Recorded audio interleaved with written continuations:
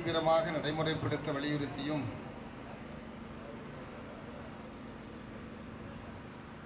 சாதி வெறியர்களுடைய கொட்டத்தை தமிழக அரசும் காவல்துறையும் சட்டப்பூர்வமாக கட்டுப்படுத்தி நடவடிக்கை எடுக்க வேண்டும் என்கிற கோரிக்கையை வலியுறுத்தி வீர சாம்பவர் படை, தாயக மக்கள் கட்சி, பீம் இந்தியா, தயா அமைப்பை சார்ந்த தோழர்கள் ஒருங்கிணைத்திருக்கிற இந்த ஆர்ப்பாட்டத்தை தலைமையேற்று நடத்தி கொண்டிருக்கூடிய வீர சாம்பவர் படை தலைவர் என்பதற்குரிய தம்பி மிசா ரவிச்சந்திர சாம்பவர் அவர்களே, இதை முன்னின்று நடத்தி கொண்டிருக்கக்கூடிய பீம் இந்தியா தலைவர் ஆர் பீம்குமார் அவர்களே, பொதுச் செயலாளர் தயா அமைப்பைச் சேர்ந்த அருண்குமார் அவர்களே,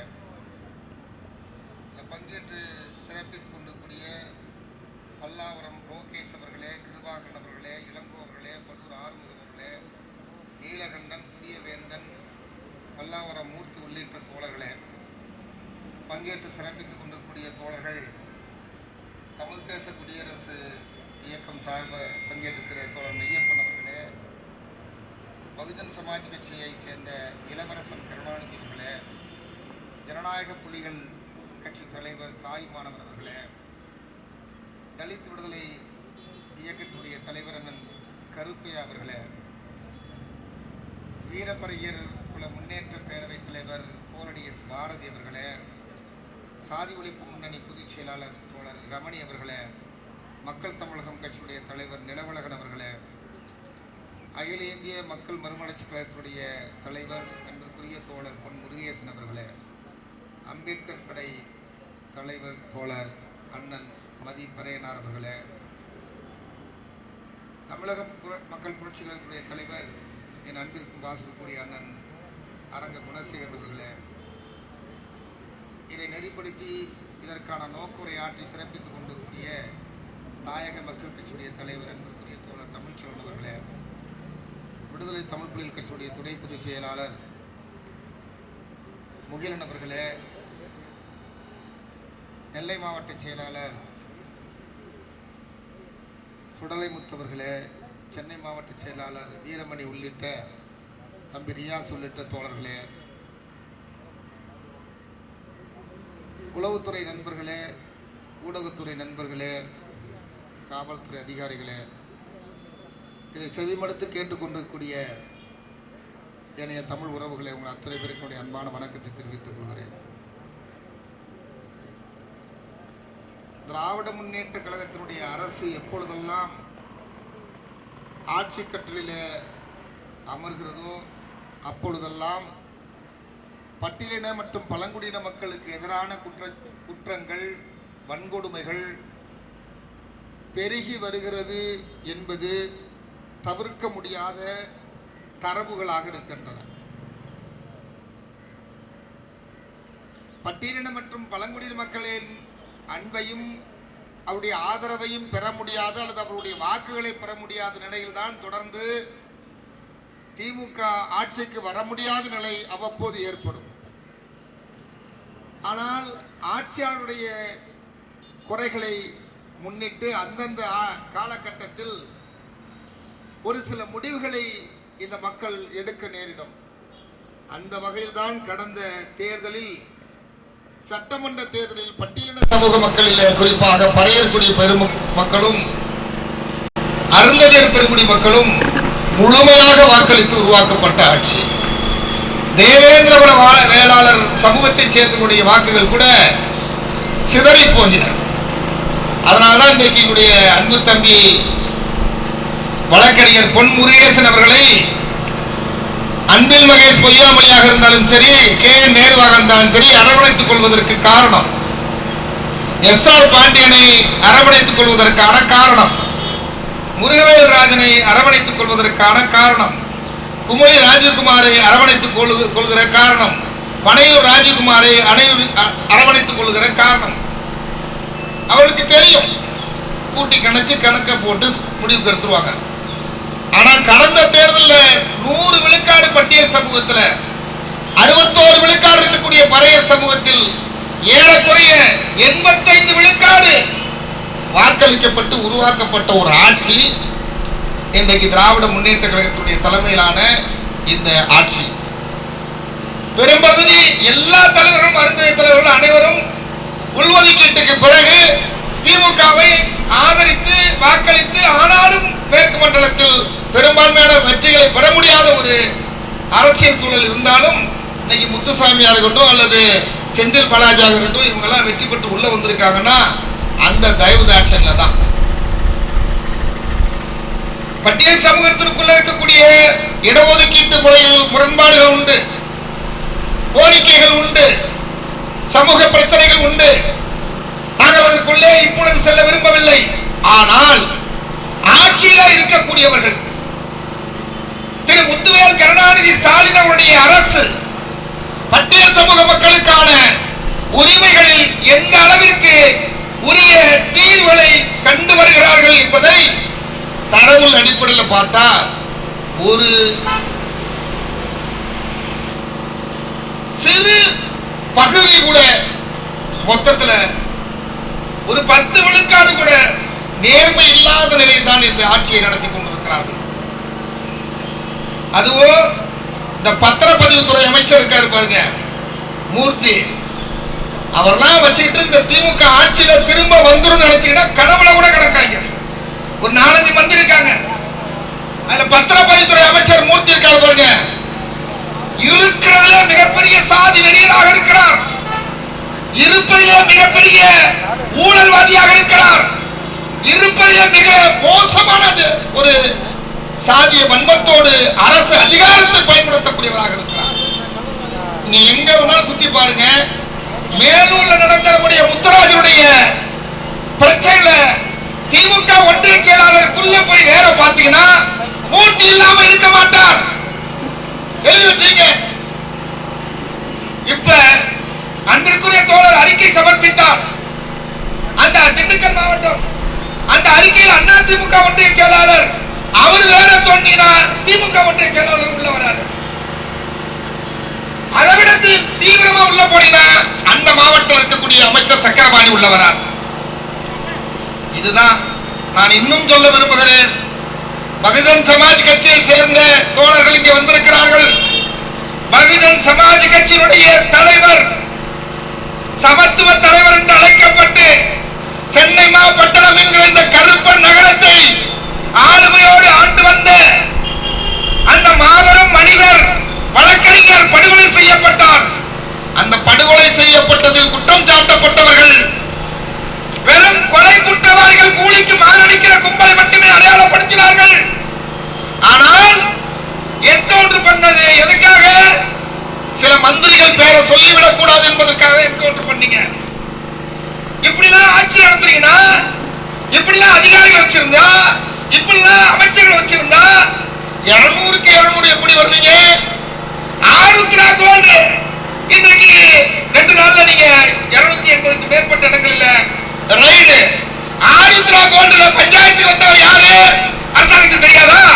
சிட்டி கமிஷனுக்கு அருணுக்கு தெரியாதா? யார் பஞ்சாயத்து வந்தா? எந்த அமைச்சர் வந்தாரு?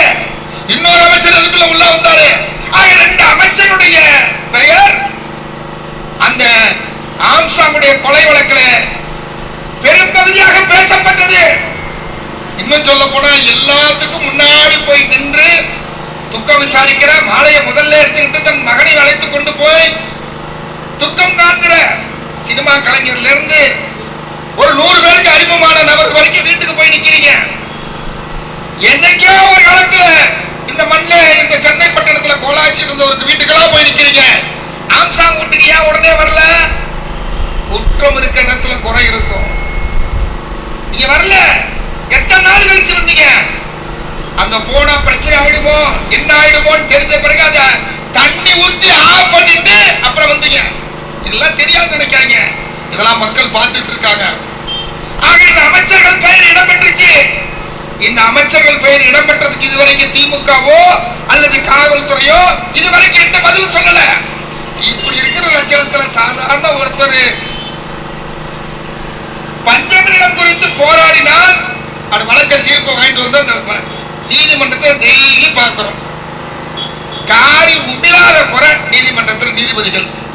நேற்று கூட சிட்டி கமிஷனர் அந்த கார்பரேஷன் கமிஷனர் கூட கூப்பிட்டாங்க, நீ வரியா இல்லையா கைது வரணும் போட்டு. இது ஒவ்வொரு நாளும் பார்க்கிறோம்.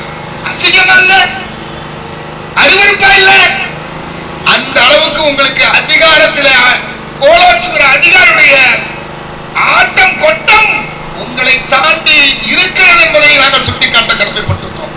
அமைச்சர்கள் ஒரு பக்கம், நாடாளுமன்ற உறுப்பினர் ஒரு பக்கம், சட்டமன்ற உறுப்பினர் ஒரு பக்கம், உள்ளாட்சி பிரதிநிதிகள் ஒரு பக்கம், கட்சிகள் என்கிற பேர்ல ஒரு பக்கம், இவ்வளவு குற்றத்துக்கு மத்தியில தமிழ்நாட்டில் உங்களுக்கு நல்லவே இருக்கு நினைக்கிறீங்களா?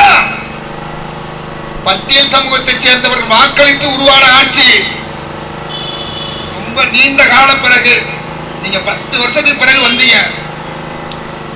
அது வரத்துக்கு காரணமாக இருக்கக்கூடிய இந்த சமூக மக்களை புறக்கணித்து விட்டு மீண்டும் வரலாம் என்று நினைத்தால் எனக்குறைய 1.5 விழுக்காடு மட்டும்தான் இடைவெளி. ஒரு 1.5 விழுக்காடு. அந்த 1.5 விழுக்காடு இந்த பக்கம் சாய்ந்திருந்தா நீங்கள் ஆட்சி கட்டில வந்திருக்க முடியாது. ஏறக்குறைய 60 வாக்குகள் இருந்து 5000 வாக்கு வரை 36 இடங்களிலே வெற்றி வாய்ப்பை மாறி போனது. அதனால் கிடைத்த வாய்ப்பு, அதையும் பெற்று தந்த கொடுத்த ஒரு குடிமக்கள் இருக்கிறார்கள் என்று சொன்னால் இந்த பட்டியல் சமூகத்தை சேர்ந்த மக்கள். ஆனா இந்த மக்களுடைய குறைகளை உங்களுக்கு தீர்ப்பதற்கு திராணி இல்லை என்றால், துணிச்சல் இல்லை என்றால், அதற்கு விருப்பம் இல்லை என்றால் இதுக்கு மேல நாங்க என்ன சொல்றது தெரியல. தெரியும், மக்கள் பார்த்துட்டே இருக்காங்க. இன்னைக்கு பட்டு காலையில இருந்து ஒரு 5-6 இடத்துக்கு போனேன். இந்த சென்னைக்குள்ள போற இடத்துல காரி துப்புறான். இப்படிதான் ஆட்சி நடக்குதானே? உங்களுக்கு மோடி பூச்சாண்டிய காட்சி காமிச்சு, RSS பூச்சாண்டிய காமித்து, அமித்ஷா பூச்சாண்டிய காமிச்சு ஓட்டு வாங்குறீங்க. ஆனா நேரடியாக ஒருவன் பாதிக்கப்படுகிற போது அவன் இந்த பாதிப்பை தாண்டி அவன் கொள்கை ரீதியாக முடிவெடுப்பான் என்று தப்பு கணக்கு போட்டால் உங்களுடன் இருக்கக்கூடிய அதிகாரிகள் உங்களுக்கு தப்பான வழிகாட்டுகிறார்கள் சொல்ல கடமைப்பட்டிருக்கோம். ஆளானப்பட்ட கட்சி சிபிஐ இருந்து காங்கிரஸ் கட்சி வரைக்கும் பட்டியல் சமூகத்தை சேர்ந்தவர்கள் தலைவர்களாக இன்றைக்கு உருவாக்கப்பட்டிருக்கிறார்கள் என்று சொன்னால் அரசியல் சூழல், அரசியல் மாற்றம் உருவாகி கொண்டிருக்கிறது. அதிகாரத்தில் நேரடியாக நாங்கள் வரவில்லை என்றாலும் கூட, அதிகாரத்தை சுவைக்க முடியாத இடத்தில் நாங்கள் இருந்தாலும் கூட, தலையாட்டி பொம்மைகளாக 44 சட்டமன்ற உறுப்பினர்கள் 7 நாடாளுமன்ற உறுப்பினர்கள் இருந்தாலும் கூட, ஆங்காங்கே பெற்றிருக்கக்கூடிய இடஒதுக்கீட்டின் அடிப்படையில் உள்ளாட்சி மன்றத்திலே கூட பிரதிநிதிகள் அல்லது அதிகாரிகள் படித்து மெத்த படித்து பச்சைகளை கையெழுத்து போற வெள்ளை சொக்காக்காரர்கள் அதிகார மட்டத்தில் இருப்பவர்கள். எங்களுக்காக அவர்கள் வேலை செய்யவில்லை என்று எங்களுக்கு நல்லா தெரியும். ஆனாலும் பாதிக்கப்படுகிற மக்கள் முடிவெடுக்கக்கூடிய நேரத்தில் முடிவெடுப்பார்கள். அப்பொழுது முத்துராஜா போன்ற நீதி பரிவாரங்கள் வழியாக பெற்ற தீர்ப்பை நடைமுறைப்படுவதற்கு படுத்துவதற்கு தயாராக இல்லாத இந்த அரசு கேள்விக்குறியாக அரசாக மாறும். உங்கள் கனவு பழிக்காது. தோழர் ரமணி சொல்ல போல அவங்க அழகா சொன்னாரு, எங்கள் அரசு எங்கள் அரசு இன்னமும் சொல்றாங்க. நாங்களும் அப்படிதான் நினைச்சிட்டு இருக்கோம். எங்கள் அரசு எங்கள் அரசு, இது திராவிட மாடல் அரசு, பெரியார் மாடல் அரசு என்று பெரியாருக்கு அவமானத்தை உருவாக்கக்கூடிய, பெரியாரின் கொள்கைகளுக்கு அவமானத்தை உருவாக்கக்கூடிய, சமூக நீதி சமத்துவத்திற்கு எதிராக சிந்தித்து செயல்படுகிற சாதியவாதிகளுக்கு நீங்கள் துணை போனால் பிரிலிமினரி ஆக்ஷன், செகண்டரி ஆக்ஷன் இருக்கு. எங்களுக்கு நீண்ட காலமா 2000 வருஷமா நாங்க சனாதனத்தை ஏற்றுட்டு தான் இருக்கோம், RSS ஏற்றுட்டு இருக்கோம், பார்ப்பனியத்தை ஏற்றுட்டு இருக்கோம். எங்களுக்கு தெரியும் எங்க எதிரி எங்கெங்கெல்லாம் சந்திக்கிறோம். ஆனால் சாதியவாதத்தை, சாதிய கொட்டத்தை திமுக அரசு காவல்துறை அடக்க தவறினால் அதற்கான விடை இன்னும் 5 மாசம் கூட இல்ல உங்களுக்கு கிடைக்கும் என்று வெளிப்படையாக அரசுக்கு நாங்கள் இந்த கோரிக்கையை, இந்த கண்டனத்தை இந்த ஆர்ப்பாட்டத்தின் வழியாக முன்வைக்கிறோம். ஏதோ சிறு சிறு எறும்பு மாதிரி இருக்கிறாங்கன்னு பார்க்காதீங்க. சிங்கத்துக்கு வாளாக இருப்பதை விட எறும்புக்கு தலையாக இருப்பது மேல் என்று இருக்கக்கூடிய தலைவர்கள். யானைக்கு ஒரு எறும்பு போது காதுக்குள்ள போந்தா அவ்வளவு பெரிய யானையை ஒரு எறும்பு கவுத்துரும். இங்க இருக்கிறவர்கள் அப்படி சாதனை நினைக்காங்க. இங்க இருக்கக்கூடிய அனங்க குணசேகரன் போன்ற தலைவர்கள் ஏறக்குறைய கடந்த ஆட்சி 46,000த்திற்கு மேற்பட்ட போராட்டங்கள், அதிலும் குறிப்பாக 26,000த்திற்கு மேற்பட்ட போராட்டங்கள், மிக கடுமையான போராட்டத்தின் அரசுக்கு எதிராக நடத்தப்பட்ட போராட்டத்தின் வழியாகத்தான் ஆட்சி மாற்றத்தை உருவாக்கணும். இப்பொழுது நாங்கள் சொல்லுகிறோம், நாங்கள் சிறுவர்கள், சிறு அமைப்புகள், எண்ணிக்கையில் சிறு எண்ணிக்கை கொண்டவர்களாக இருக்கிறோம். ஆனா எறும்பு காதுல போனா யாரையவே மடக்கிறோம், கவுத்துறோம். எனவே அதிமுகவை வீழ்த்திய இந்த அணி, இந்த மக்கள் போராளி தலைவர்கள் திமுகவை வீழ்த்துகிற இடத்திற்கு கொண்டு வந்து நிறுத்திட வேண்டாம் என்று மெத்த பணிவன்போடு திருமதி முத்துவேல் கருணாநிதி ஸ்டாலினுக்கு இந்த கோரிக்கை வைத்து உடனடியாக அந்த குற்றவாளிகளை கைது செய்யுங்கள். ஒரே சேர்த்து சொல்றேன், தேனியில பெரிய பக்கத்தில் 500 ஏக்கர் 300 ஏக்கர் 700 ஏக்கர் வச்சிருக்கிறான். நீலகிரியில் 500 ஏக்கர் 800 ஏக்கர் வச்சிருக்க ஒத்த நபர் உங்க அப்பா கொண்டு வந்த சட்டம், முன்னாள் முதலமைச்சர் கருணாநிதி அவர்கள் கொண்டு வந்த சட்டம், டாக்டர் கலைஞர் கொண்டு வந்த சட்டம், நில உச்சவரம்பு சட்டம் நடைமுறைப்படுத்துவதற்கு நீங்கள் உங்கள் தந்தையார் கொண்டு வந்த சட்டத்தை கூட நடைமுறைப்படுத்துவதற்கு தயார்